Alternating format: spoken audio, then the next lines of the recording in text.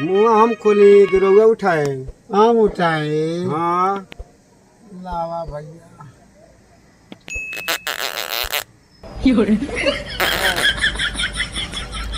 क्या तोरा का भइलो? का भइलो? ई बस थड़ थड़ थड़ फड़ कइले बानी हैं। आयो रे महाराज घटी हो ना। गर्मी लागता। गर्मी लागता कि दूसरा गर्मी रुआ छोड़ता नहीं। हाँ जाए है ना घूम के आई। का घूम के आए? जाए है ना घूम के आई जाए। मुहमा तो देखे दे।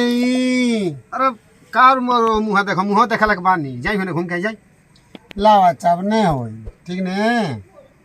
अब नहीं होई मुहमा देखा दा। हाथ उठाई। छोड़ी है ना हाथ में उठाई।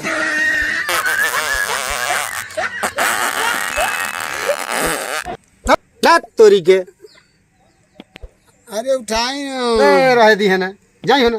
का भाई? हट।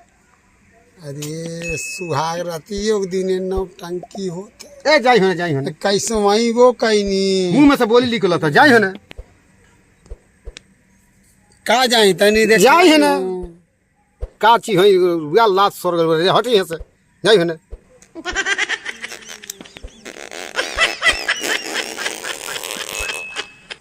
मुंह मरला सर पैदल के।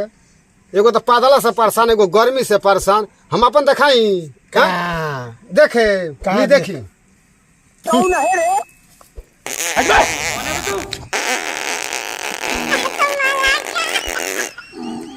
भइला चांस से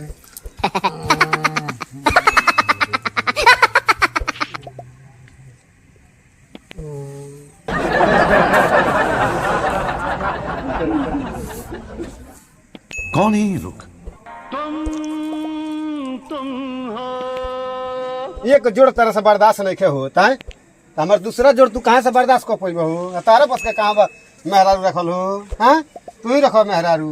तारा से पढ़े तो हमारे यार बाबा हाँ रह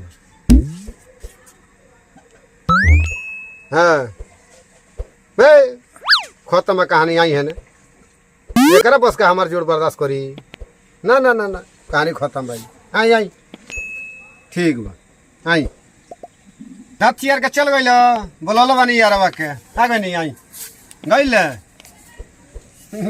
एको जोड़ नहीं घर सही पावती। यही से हम कहनी कि उनका से तार काम ना चली। बहुत उनका कहला हम छोड़ले रहनी है। वो का करी हम चली रोगे साथे चलता नहीं हम चली रह यही जा।